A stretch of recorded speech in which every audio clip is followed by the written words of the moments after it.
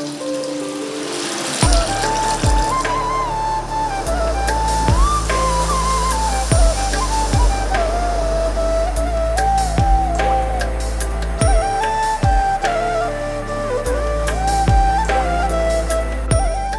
ഇനി എത്തി.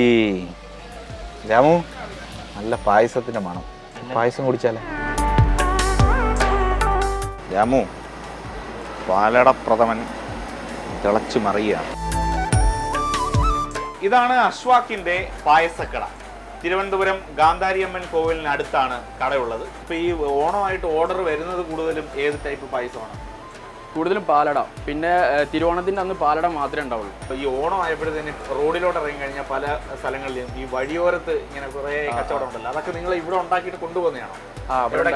ഇവിടെ ഒരു 3-4 സ്ഥലത്തേ ഉള്ളൂ തിരുവനന്തപുരത്ത്. പിന്നെ 2 ഷോപ്പുള്ളത്. പാലട തിരുവനന്തപുരത്ത് അങ്ങനെ ഒരു കൺസെപ്റ്റ് ഇല്ലായിരുന്നു. ഇവിടുത്തെ മെയിനായിട്ട് കടലപ്രഥമനും അടപ്രഥമനായിരുന്നു. മലബാർ സൈഡിലേക്ക് കടലപ്രഥമനും അടപ്രഥമനും അറിയില്ല. ഇവിടെ പാലട അറിയില്ലായിരുന്നു. പിന്നെ പാലട ഇവിടെ ഓക്കെ ആയി.